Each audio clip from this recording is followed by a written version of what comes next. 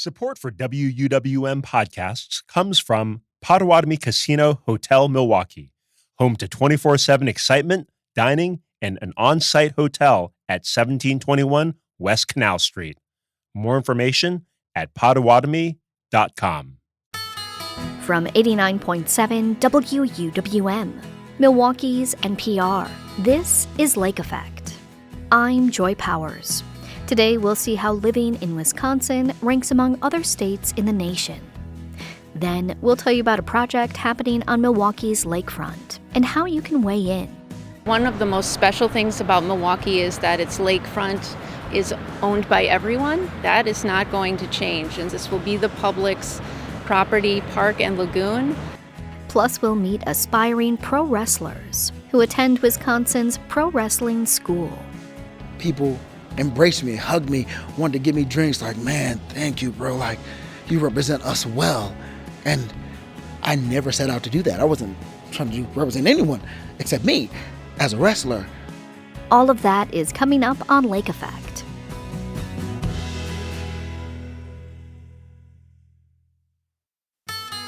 This is Lake Effect from 89.7 WUWM, Milwaukee's NPR. I'm Joy Powers, and thank you so much for joining us. The U.S. recently marked the 250th anniversary of its founding. A new report looks at how each state is living up to the founders' lofty ideals of life, liberty, and the pursuit of happiness. The report was done in partnership with Wisconsin Policy Forum and the State of the Nation Project from Tulane University. Some of the areas assessed include the economy, education, health, and civil liberties.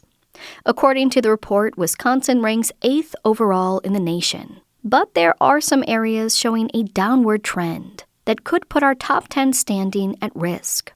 Lake Effect's Audrey Nowakowski is joined by Mark Sommerhauser with Wisconsin Policy Forum to look at where the state stands. We should feel some pride in where we rank overall in this report, because that's a solid place to be. We kind of look at a number of our strong suits in this report. I would say in general, the areas of work and labor force, which are 4 of the 31 metrics, we generally do very well on. And I believe we rank in the top 10 on all of those 4. So the one that we highlight is our long-term unemployment rate. Which looks, as the name would suggest, at the unemployment rate for over a set period of time, over a longer period of time. We're near the top in that category. We are near the top in income inequality, by which I mean that we have less income inequality than most other states. I believe we rank 4th. That's significant. I would say the other one that we really highlight is voter participation. That's not a shock. Wisconsin has a pretty long-standing tradition of having high rates of participation in democracy, high rates of voter turnout, which is how it's measured in this report, being voter turnout in the last couple of elections. And so, again, that's not a new thing, but that's an area where we're kind of maintaining our strength in that area. And then some softer areas of measurement, if you will, that I found interesting is measures of social isolation and trust in other people. So I don't know if it's Midwest nice or what, but I was surprised to have that as part of the categories for this report. Yeah, and those were ones that we didn't highlight quite as heavily, just because I think, number one, there is just inherently a little more subjectivity to those types of measurements. They are based off of self-reported survey data that are a little tougher to pin down, but we did note them in the report. I mean, we do think and you're not the first person, like several other people have brought that up. And actually, and this struck me too, something that a couple people brought up is that we rank almost at the top in trust in other people, which I need to look at the survey question wording exactly, but I think would generally be interpreted as just people in your community, right? Like people you interact with on a daily basis. So we're near the top in trust in other people. In trust in the federal government, we're almost at the bottom. So I thought that was kind of an interesting contrast in our levels of trust between the people that in our community versus the federal government seem to be very much night and day. But right. Up next is a category that you call solid but slipping. We're still in a pretty good place, but if it slides the trend is that it's sliding downward. And let's start with labor force participation. You mentioned that work and labor force was a strong suit, but how is the labor force participation kind of a differentiating one from that first? Yeah, and to be clear, labor force participation is one where again we rank in the top 10, we rank eighth. So we're as of now, we're in a good spot. And there were a number of categories. We picked one, two, three of these, but there was more that we could have included. We just felt like these were kind of a little more emblematic. Where in labor force participation is a great example. We're in the top 10. Most states would be happy to trade places with us, right? But we are trending the wrong direction. If you look at how we have done the last couple of years relative to the nation, it's not like we're plummeting on that measure, but the rest of the country is kind of catching up with us a little bit. And it's one where if we don't kind of nudge upward a little bit, we could slip out of the top 10 fairly soon. So that's kind of the double-edged sword there. The other two that we highlighted in this category, fatal shootings. So there's two measures of violence in this report. And I believe one just looks at homicides only. And then fatal shootings is a little broader. So it includes basically all types of fatal shootings, including things like accidental shootings. Suicides also are included in this one. And so that is one where, again, it's not that we're in a good spot. We're doing better than the national average in this category. But once again, we are trending in the wrong direction relative to other states. And then the third one in that category that we highlighted was the prevalence of newborns who are born with a low birth weight. As you and your listeners may know, that's associated with a lot of potential issues for a newborn after their birth if they're born with a low birth weight. And once again, we are a little bit above, doing a little better than the national rate, but we are definitely moving in the wrong direction there as well. And with areas, this is kind of like the third tier. What areas are we struggling in and are weak points for Wisconsin? Yeah, well, to be clear, the good news is that there are not many data points in this report where we're actually near the bottom. I think there's only one or two where we're in the bottom 10. And several of these areas we cite, we're more toward the middle of the pack, but we're kind of trending in the wrong direction. And again, that's a good thing for our state because there are some states that are in the bottom 10 on a lot of measures. That's just not the case with us. But I found to be one of the most interesting ones was volunteerism. And again, we're not doing terribly here. We rank 25th. So there are some states that would trade places with us there. But if you look at the trend there, it's really going very much the wrong way for us. And we used to be, not that long ago, about 10, 15 years ago, a very high volunteerism state. We were way above the national average in rates of volunteerism. And now we've regressed we're kind of like barely above the national rate. And so the direction that we're going is just not what we want to see there. And we're very close to slipping below the national average, which would historically be a big shift for us. Another couple that we look at, net greenhouse gas emissions. That's one where we're a little bit below the national average, meaning that our emissions are a little higher than the nation. That's another one also that we're kind of trending the wrong way. And we also look at child mortality, which is kind of the other big one that we highlight. And that is one where we ranked 28th in the most recent year for which we have data. Our child mortality rate is now slightly above the nation's. That is a significant shift from years prior when we used to have a rate that was lower than the national rate. So I think, obviously that's a pretty non-controversial thing that we want to be, doing as well as we can in that category. And that's definitely an area of concern. With these areas of concern and, given that data takes time to collect and there will be new data down the road, but what are some of the deeper consequences of where we are slipping or trending to slip? How could it impact our personal and social well-being if we continue on this trend and potentially get out of that top 10 placement? Yeah, I think one of the things we talk about is that we are worsening relative to other states on 3 of the 4 measures that look at children and families, the well-being of children and families. We are worsening relative to the nation in both of the measures of violence that are in this report, and 2 of the 4 that are in the work and labor force category.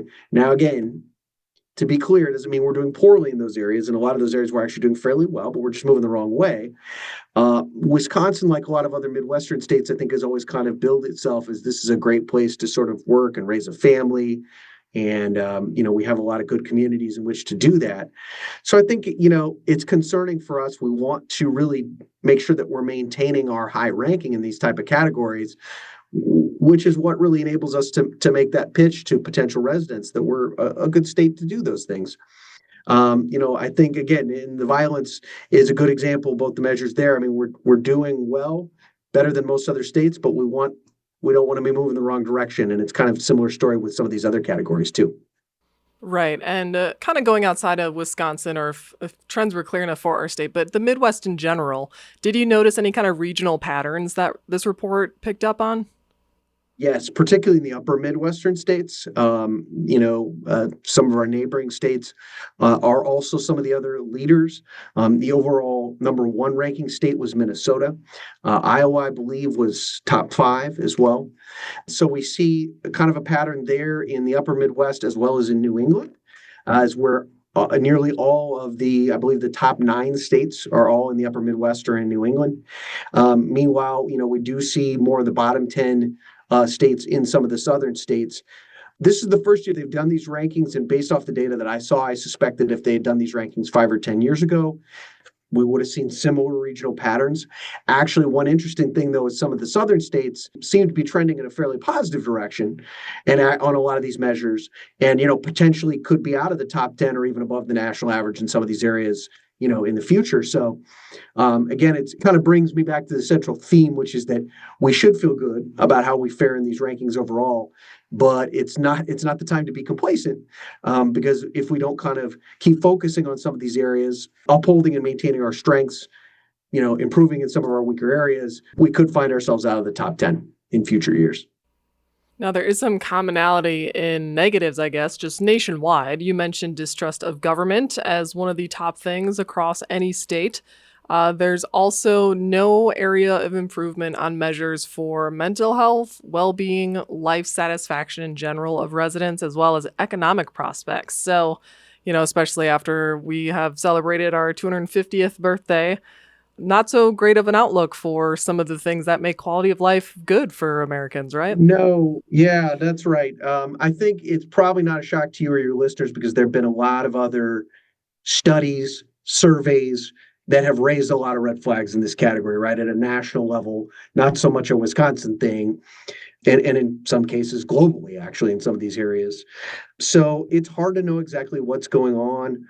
I think a lot of people have, raised questions, whether it be in technology, whether it be in lifestyle, like what seems to be influencing some of the declines that we are seeing in surveys around things like well-being, mental health, things like that. A big complicating factor, again, is the sort of subjectivity also of some of these measures, because you are kind of relying on self-reported survey data in a lot of instances. But I do think, not from the research that we did in this report, but from some of the other research that we've done, I think there are compelling reasons to believe that it's not purely a subjective thing, that there are some objective measures that we can look at that point to increasing concerns around well-being and mental health. So that's a tough nut to crack, because that's, again, a problem that's national or even global in scale. But it is definitely, I would say, one of the bigger concerns, and again, one of the counterpoints to some of the good news that we see and hear about Wisconsin. Yeah, definitely a mixed bag, and the more you zoom out, the more complicated things can get. But overall, Wisconsin, we're doing all right, which is good to know. For today, Mark, thank you so much for joining me to break down Wisconsin's ranking in the state of the states. Yeah, glad to be with you.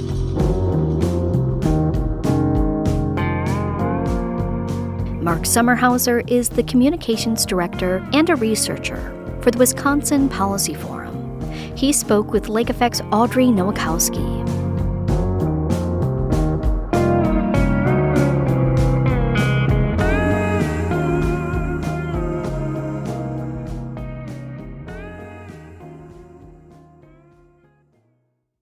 Veterans Park Lagoon has been a fixture along Lincoln Memorial Drive for decades. People fish, paddleboard, and rent the swan boats there. The lagoon has hosted a water ski show and dragon boat festival. But over the last decade, scientists have discovered dangerous algae in the lagoon. 2 years ago, 50 trees were removed from the Lake Michigan side of the lagoon.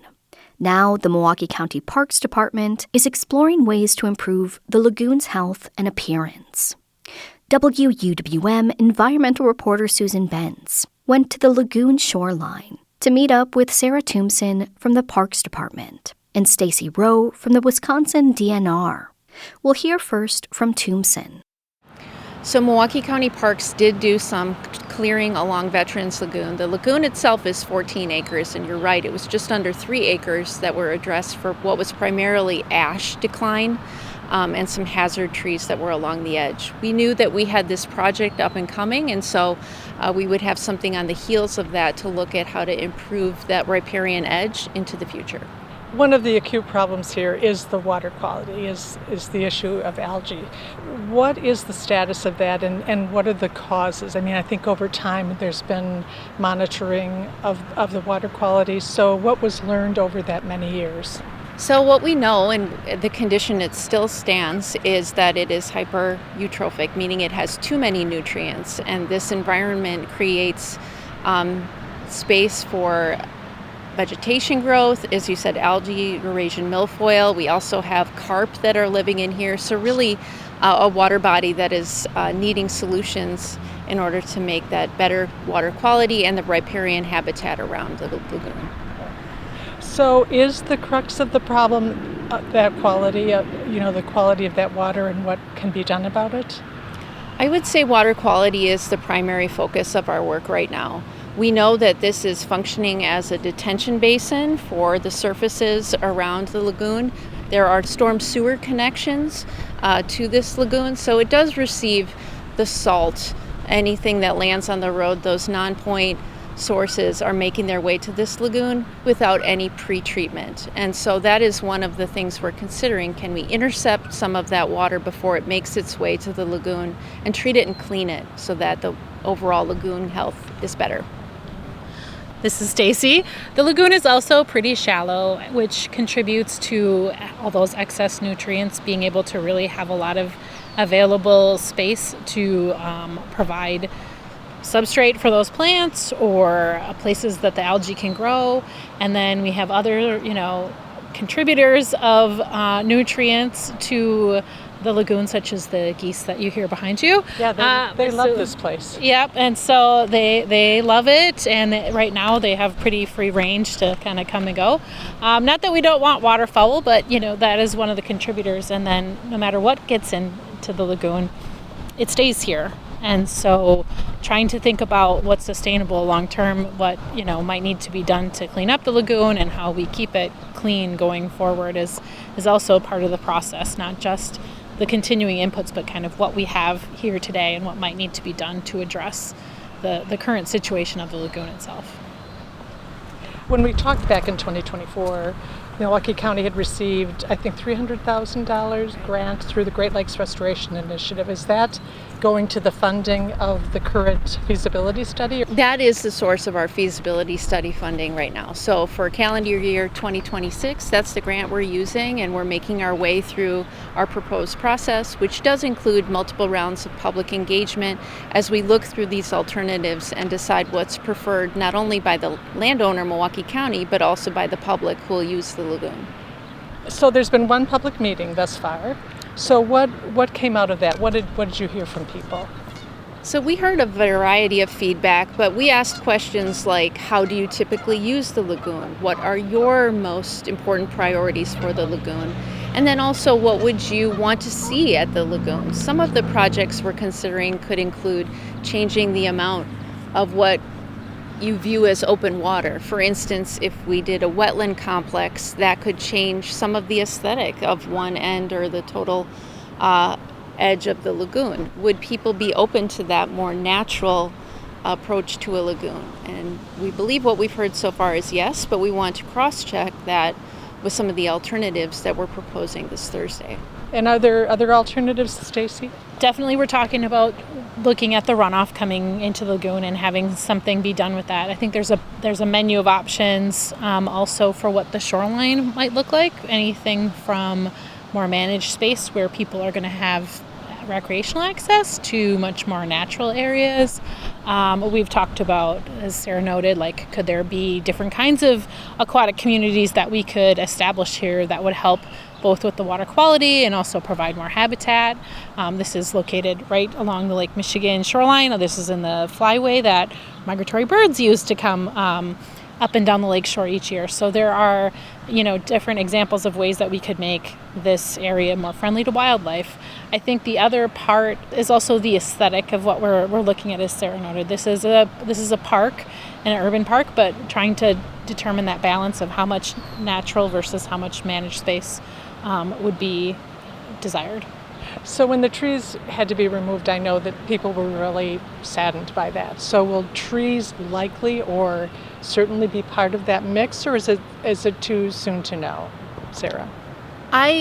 As a landscape architect, I anticipate that there would be a variety of things within our planting palette, and trees could be a part of that. We do have some mature trees along the entirety of the edge, and so even just as trees age and die out, we would want to have replacements coming up behind them.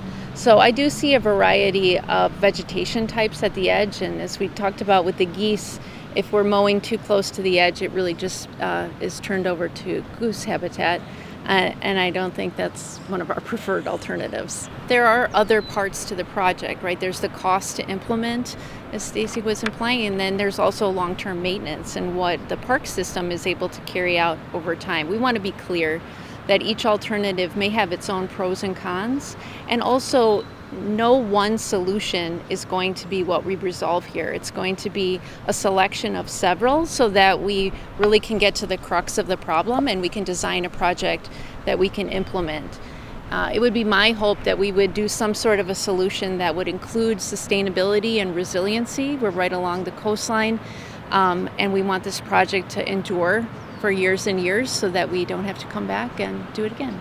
So do you have to raise money? Do you have to write a grant for this, Stacy? Oh, I'm sure there'll be some grant writing as well that will continue off into the future. But yeah, there's almost certainly, different aspects for the public funding, whether or not that comes through state, federal, local, that could be a combination. But certainly, as Sarah noted, there might be different things. We might implement one big project with a bunch of different of things from that menu all at the same time. There might be, we'll work on this first and then we'll do that and have a stepwise phase process. So we'll see what comes out of as the ultimate options for remedying both the water quality and then the improvements to the area around the lagoon and figure out what we need from there.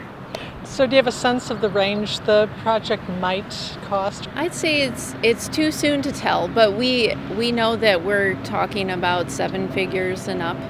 I would also note that this is phase 1 of what will be at least a 3-phase project with design and construction to follow, and likely that construction could take more than 1 phase. So we will step through it, and by staying in our feasibility project this year and resolving that at the end of this year, we can then transition next year into design. And at that time, we can have a better idea of the funding needs and how we'll secure those funds. So 2028 construction beginning? Well, that would depend on the funding. So I would anticipate that we would have to have pretty resolved design, which would happen sometime in 2027.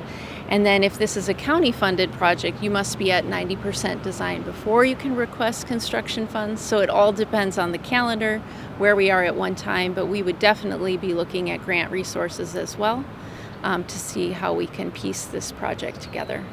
How important is it for people to weigh in on this? The output will be as good as the input, right? So if we have a lot of folks that are interested and we have a lot of good feedback, we know we're going to get something that really matches what the community is looking for. And so I would just encourage everyone to come out and or share their thoughts with us on the online poll that will be available if they're not able to make it, and that'll help improve the project. This is Sarah. I would just add that one of the most special things about Milwaukee is that its lakefront is owned by everyone. It's a public piece of property that everyone can come and enjoy. That is not going to change. And so we want to make sure that our project is also meeting those expectations. This will be the public's property, park, and lagoon in perpetuity. And so that's why we really want to make sure we're checking in with people and going to meet their expectations as they think about the lagoon.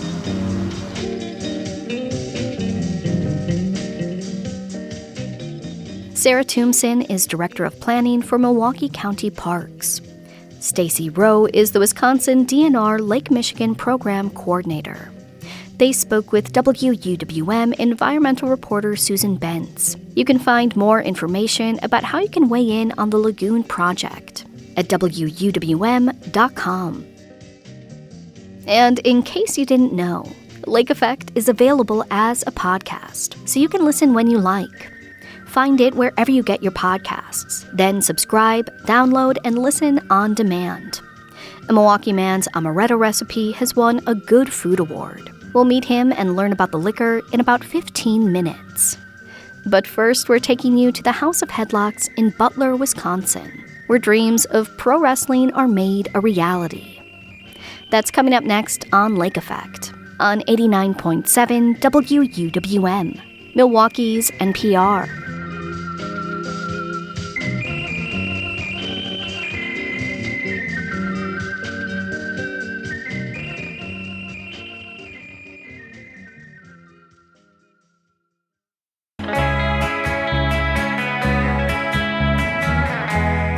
You're listening to Lake Effect on 89.7 WUWM. I'm Joy Powers. A story about wrestling usually takes place in a stadium with bright lights and household names. Personas take the stage as heroes and heels and build an alternate reality in real time. They have names like Dwayne "The Rock" Johnson, the Four Horsewomen, or even South Milwaukee's own Reginald Lazowski, also known as the Crusher. But while big-ticket events may dominate pay-per-view options, in Butler, Wisconsin, there's a wrestling school where personas are born, moves perfected, and dreams are nurtured. Lake Effect's Sam Woods takes us inside the House of Headlocks, a pro wrestling school and training center where everyone can find their place. When you arrive at House of Headlocks, you arrive not at a stadium with paid parking and billboards advertising the main event, but in a side street business park with an HOH decal in one window. But open the front door, walk through a small hallway, and, well, you'll know you're in the right place. Butler, Wisconsin!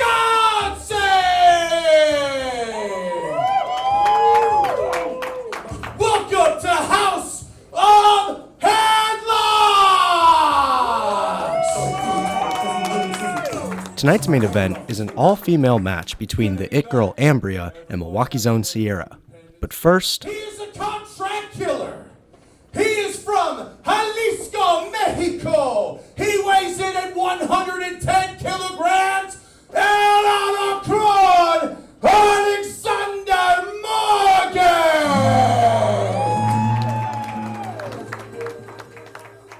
And his opponent... 170 pounds. This is Killer Kuntz. And this opening match is highly anticipated, with Alexander Morgan spending the weeks leading up to it issuing public warnings to his opponent.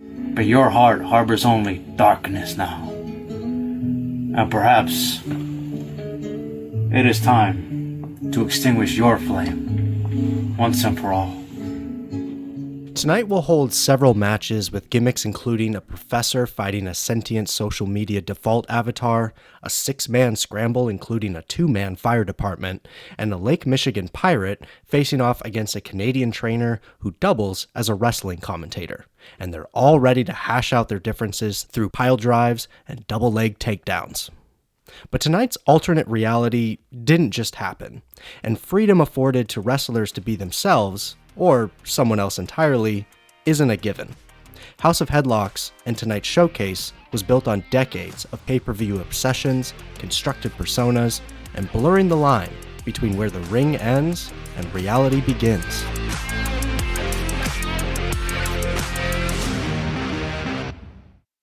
My name is Eddie Brown Jr. I wrestle as Xavier Mustafa, the baddest man alive and the bringer of the smoke. And I am the owner of House of Headlocks and the head trainer here. Eddie's journey to training wrestlers goes back to when he was a kid, waiting in anticipation for the next big televised wrestling match. So I used to always be excited as a kid, invite friends and family over and stuff like that, and we'll all watch it together, eat pizza, soda, stuff like that. It was a big deal for me. And then at school, me and one of my best friends, and we had a group of friends, but me and my best friends, we would bet quarters on each match. So we'll be like, okay, this person's going to win. If that person wins, that's my quarter, and then at the end of the day, we'll end up giving each other $1 once it all was said and done. To this day, he still remembers an hour-long match from the 90s between Bret Hart and Shawn Michaels. This title match initially ended in a draw, meaning no one won the title, and it left young Eddie in disbelief. But then... And I'm like, well, what are they going to do? No, they can't leave it like this. Gorilla Monsoon comes back out and he says, I said it must be a winner, and they restarted, and then I remember that next 5 minutes or so, I'm really on the edge of my seat, and just even right now, the memories, it just makes me so happy. Because I remember just being just entangled in all of that emotion and everything. And that's what I like to do here, when we have wrestling events and things like that. I like to, and this don't sound bad, but I like to play with people's emotions and things like that. Make everybody think something's going to happen and then totally change it up on everybody. And it's great because you get to see the emotional reaction to everybody, and everybody's like, oh my God, I didn't think that was going to happen, or this was so cool, or I hated this. It's great. That's why I do it. Eddie saw that while there were places wrestlers could go to train and sometimes get gigs, there weren't a lot of options in Southeast Wisconsin for new wrestlers who were training from scratch. So, in 2021, House of Headlocks was born. We wanted to make a promotion to primarily help new guys that are starting out. Because remember when we started out, there was not a lot of places for us to wrestle because the wrestling business there was really kind of not too welcoming to new people because everybody felt like they were fighting for their spot. So a lot of the veterans and things like that didn't want new people around. So it was very, very hard to get a lot of bookings and things like that. Eddie and the trainers at House of Headlocks ask a lot of the trainees. If you're in the program, you're expected to be there 2 to 3 days a week with other wrestlers to safely perfect your moves. And in addition, you're expected to help set up and take down the ring, keep yourself in wrestling shape, and go to other events that you aren't necessarily on the card for. It's an all-encompassing school, and Eddie needed help pulling it off. So he reached out to some old wrestling friends for help with coaching. So I'm Rocky, K-O-E. It's R-A-H-K-E-Y, Rocky. I know it's weird, but I'm weird. And then K-O-E. It's not my last name, it's like my title, because I'm the king of everything and everywhere. Like Eddie, Rocky fell in love with wrestling at an early age, trying out moves on classmates that he saw Dwayne "The Rock" Johnson do. He knew he wanted to be a wrestler, but was having trouble breaking through until someone suggested he take on the gimmick Rocky Kisses. And 2 decades ago, Rocky Kisses was a local LGBTQ hero. The gimmick was he's gay, but he's not flamboyant. There's other sides to being gay other than, roses, sunshine. The people had this persona that if you're gay, you've got to be flamboyant and bent wrist and you're soft. And they were like, no, we want you to be just who you are, but very pink and questionable. You decide what you're going to do with that. And I had so much fun with that. So much fun with that. And, Eddie was like, that is hilarious, the things that you get away with. And I was like, what are they going to do? Tell me not to do it? This is my character, man. I'm not, because people tried to coach me. Oh, no, lift your foot up and cock your wrist. I was like, no, that's not what my character would do. My character is very gay. And if you question him about it, he'll punch you in the mouth. And then he'll maybe skip off. And soon, Rocky started to see that his character was transcending wrestling. We went to Brady Street Days and cool people, GLCW, they wanted me to, carry the banner because at the time there was a very large LGBTQ community there. And he's like, we want people to not be afraid of who they are. Can you do this? All day, every day. But as the gimmick of Rocky Kisses grew in local fame, Rocky started getting questions about where the gimmick ended and the person began. One of my family members was like, hey man, are you coming out? I was like, what do you mean? They're like, well, we see you, because this was back when MySpace was big, and we see you on MySpace strutting around in lacy panties. I was like, pardon me? Those are seamless. They are not lacy. thank you. So like, they had all these questions, but then I had to hit them up like, hey, this is my persona. It's big that I don't expose the business, so this is how I live. Outside of, yes, I have a daughter, yes, I have a girlfriend, but when addressing me on here, please respect the gimmick. But for a gimmick like Rocky Kisses, the ambiguity of reality was kind of the point. A wrestling gimmick may be born inside the ring, but who's to say it can't live beyond it? I'm not saying I was the face of the LGBTQ community. No, I was the person that they accepted, not knowing what my actual sexual preference was based off of my character, giving them representation in mainstream wrestling. And I wasn't just something that loses to everyone or just got beat up. No, I was a big, strong guy, giving it as much as someone was trying to give it to me, and I'll sock you in the mouth and then do something real cool and flashy and then pause, check my lip gloss, and finish the match. And it became so much more than just wrestling. And like I said, GLCW at Brady Street days is when it hit home, because people embraced me, hugged me, wanted to give me drinks like, man, thank you, bro. Like, you represent us well. And I never set out to do that. I wasn't trying to represent anyone except me as a wrestler. After a time, Rocky Kisses was close to going national. But in the end, the reality of a family life dictated that he would have to hang up the panties. It was a whole other time, but I loved it, man. I loved every piece of it. I dreamed of it, and every opportunity I got, I appreciated then. So when, I had the opportunity to go further or be a parent, it was the hardest decision I had to make, but my daughter needed a dad present. And so if the option was be on the road 300 days a year or be a dad, even if that meant struggling, I don't knock the guys that, chose the 300 days a year. They did great for their kid. I had to be present for my daughter. My dad wasn't present for me. I couldn't do that to her. Today, Rocky Kisses is mostly retired, only making occasional appearances. But you can find the person behind the gimmick at House of Headlocks, training the next generation of wrestlers to find their gimmick and find themselves. This is why I came to House of Headlocks, because there's a line that greatness lives on. I didn't set out to be great. I didn't know this. But if you don't live some part of this character that you're trying to portray, if you don't actually let yourself become it, no one cares. And why should they? You don't care. You're putting on a show. When people were relating, it didn't matter if I won or lost. I was a person now.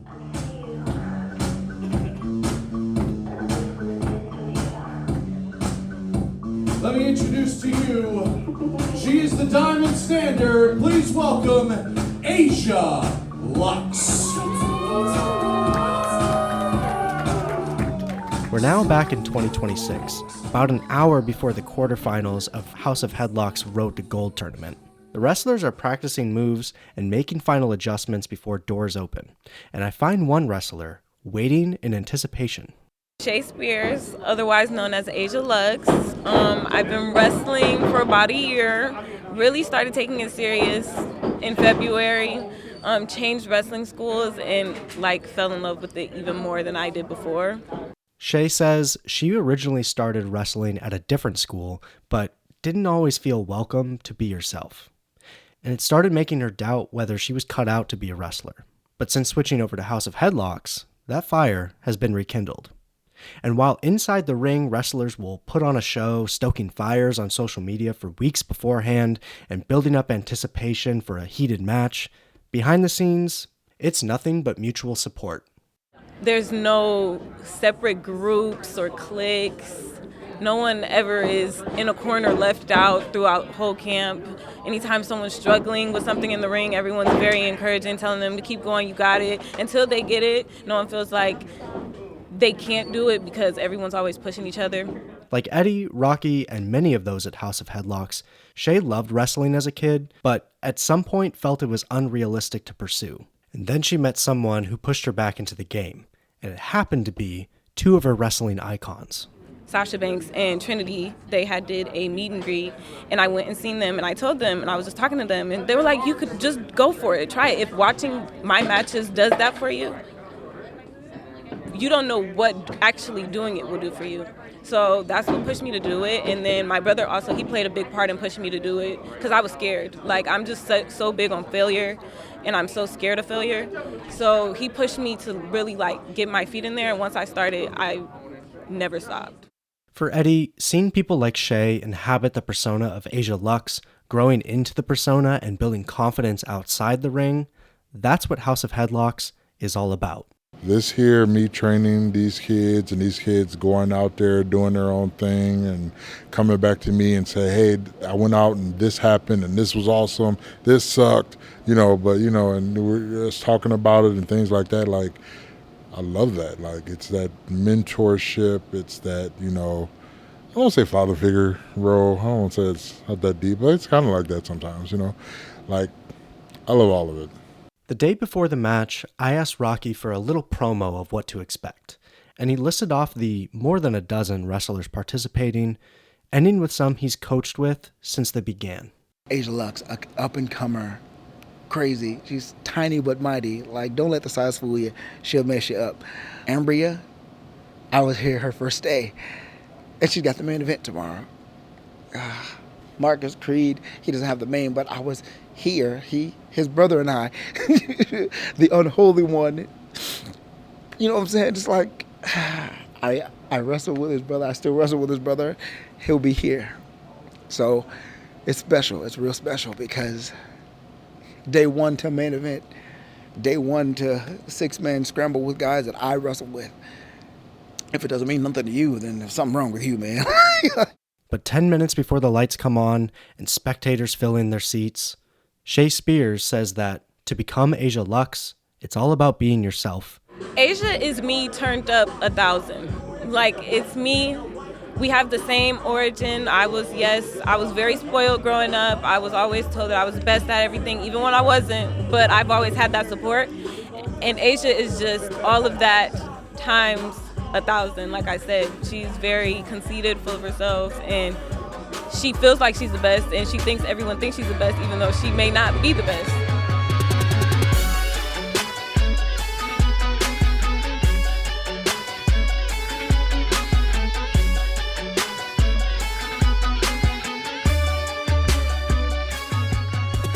That piece was produced by Lake Effect's Sam Woods.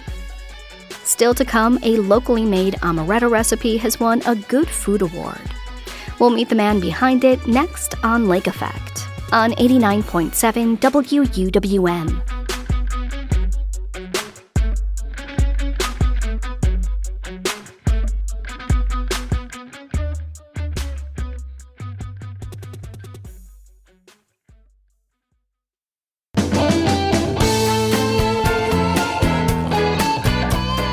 This is Lake Effect on 89.7 WUWM. I'm Joy Powers. Have you ever had a sip of something award-winning? Washington Heights resident Anthony Scalabrino's amaretto recipe has won a Good Food Award. It's a national prize that recognizes excellence and sustainability in craft food and drink. And as WUWM's Mayan Silver reports, he can thank his Sicilian grandmother for the recipe. Join me for some amaretto. Anthony Scalabrino is at his sampling station at Liquor Guys in Wauwatosa. He's draped a large gold and black banner in front of his table that says Oak City Amaretto. And on top of the table is a row of bottles with a caramel-hued liquid inside. Sir, would you like to join us for some amaretto? It's my grandmother's recipe out of Milwaukee. Do you like sweeter, almondy? It's smooth, not too sweet. Scalabrino's pitch is enough to nab Nick Malio, who's swinging by the store for some beer. Give it a shot. Yeah, please, literally and figuratively. Thoughts? That's very smooth. Yeah, lots it tastes of like, almond. Yeah, the cherry Yeah, and cherry. Of carameling up front, and then the apricot and almondy on the back end. Yeah, very, very nice fruit profile. It's Yeah, very good. thank you. People often drink amaretto liqueur straight up or in mixed drinks. You can put it in your Mai Tais, you can put it in your Old Fashions, you can put it in your Manhattans, you can put it in your Tom Collins. So it goes with gin, it goes with rum, it goes with brandy, it goes with whiskey, it goes with everything. Scalabrino's Amaretto Company is a finalist in the spirits category of the Good Food Awards. There are more than 230 finalists nationwide. He's one of 4 from Wisconsin. Scalabrino founded Oak City Amaretto in 2017 in Raleigh, North Carolina. It's known as the Oak City, so that's where the name comes from. 3 years ago, he kept the name when moving with his wife to Milwaukee's Washington Heights neighborhood. But the Amaretto, it came from his grandmother. What you have here is my company. It's my grandmother's Sicilian Amaretto. She made this at Christmas time. You can actually see her face on the side of the bottle there. Grandma Scalabrino had moved from the coastal cliffs of Sicily to the Midwestern metropolis of Grand Rapids, Michigan. And she had a lot of quirks, including an affinity for polka.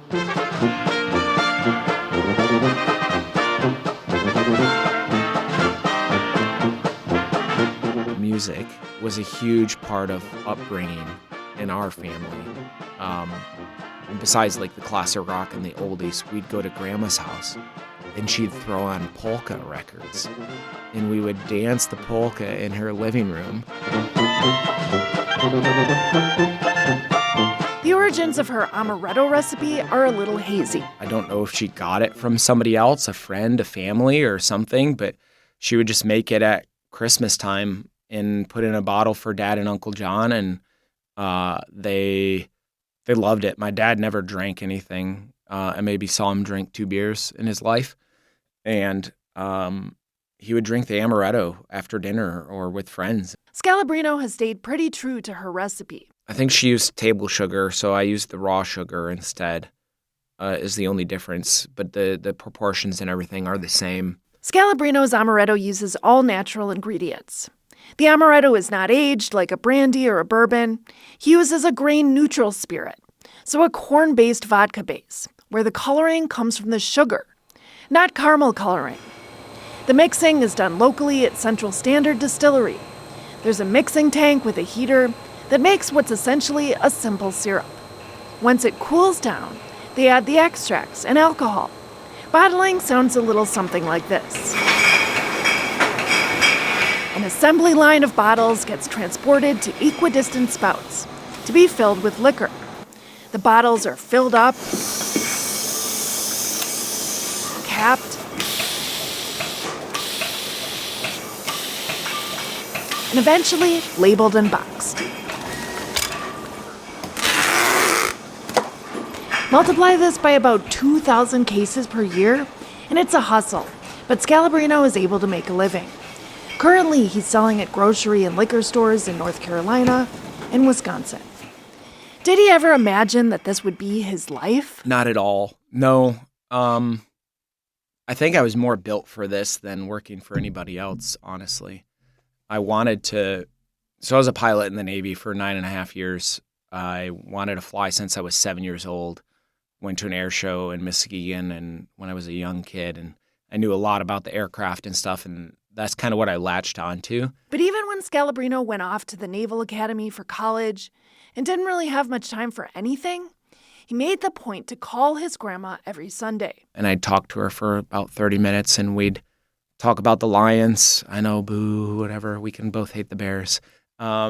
So we'd talk about the Lions. She knew a lot about them. She saw the 0-16 season. She didn't see the good seasons that we had recently, but yeah, we were best friends, I think. Grandma Scalabrino lived until age 90 and passed away in 2010, Scalabrino's senior year at the Naval Academy. Did she give you any pieces of advice about aging?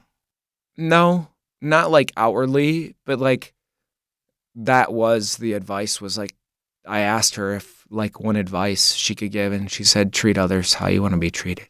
I mean, you called her all those years when you were in the Naval Academy, and you talked to her for so much. You made a priority of staying in touch with her and communicating with her. And do you ever feel like when you pour yourself like a glass of this that you're kind of communing with her in a way, or not necessarily? No, I think that's a good parallel.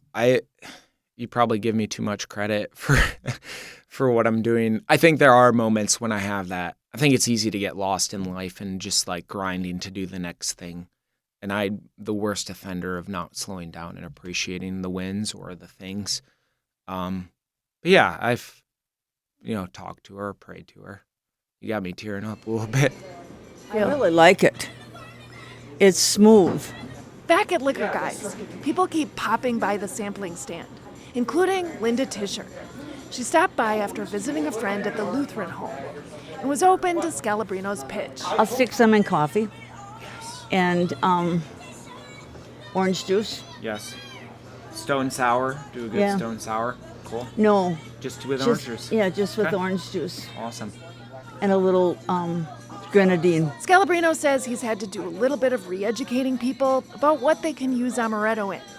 He has recipe cards for pound cake and other baked goods, and says you can substitute amaretto anywhere you use vanilla or almond extract. Ice cream, coffee, on your waffles Pink if you squirrel. want to. Pink squirrel, yeah.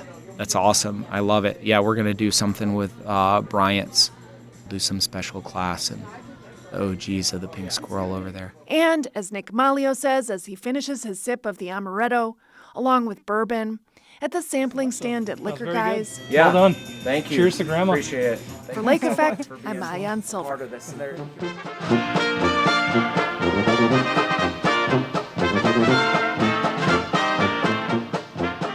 That piece by WUWM's Maayan Silver wraps up today's show. Thank you so much for being here with us. I'm Joy Powers. If you missed any of Lake Effect this week, you can find all of our conversations at WUWM.com. If you'd like to take the show on the go, you can download the Lake Effect podcast wherever you get your podcasts. The world's first armless pilot is in Wisconsin this week for the EAA AirVenture show in Oshkosh. Tomorrow on Lake Effect, we'll talk with her about her journey from fear of flying to being the first person to be licensed to fly with her feet. Thanks so much for joining us right here on listener-supported 89.7 WUWM, Milwaukee's NPR.